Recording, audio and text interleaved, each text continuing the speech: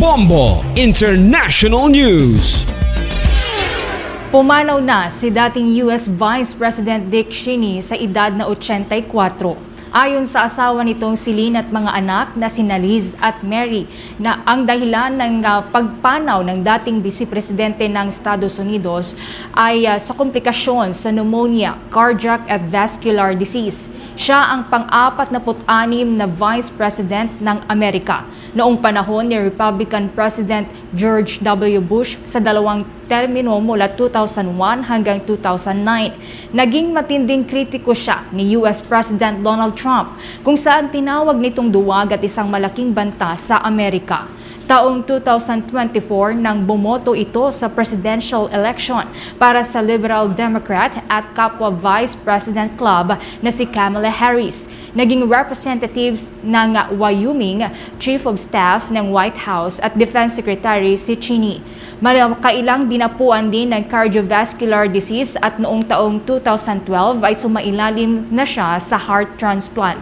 Isinilang si Richard Bruce Cheney noong Enero at 30 po yan ng taong 1941 sa Lincoln, Nebraska.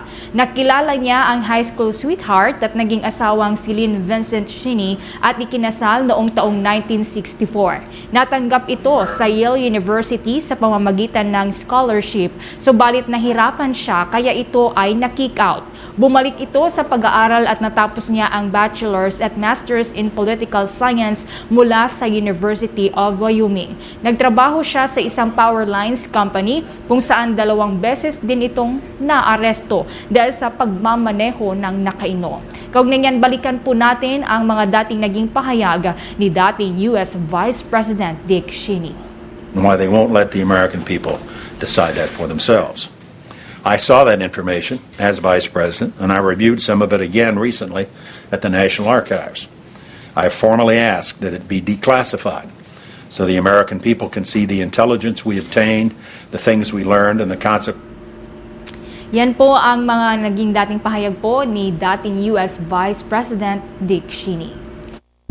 For the most trusted source of news and information, visit our website at www.bomboradio.com. Follow us on Bombo Radio mobile app, Facebook, YouTube, TikTok, and X, formerly Twitter. Like, share, and stay connected. Anytime, anywhere.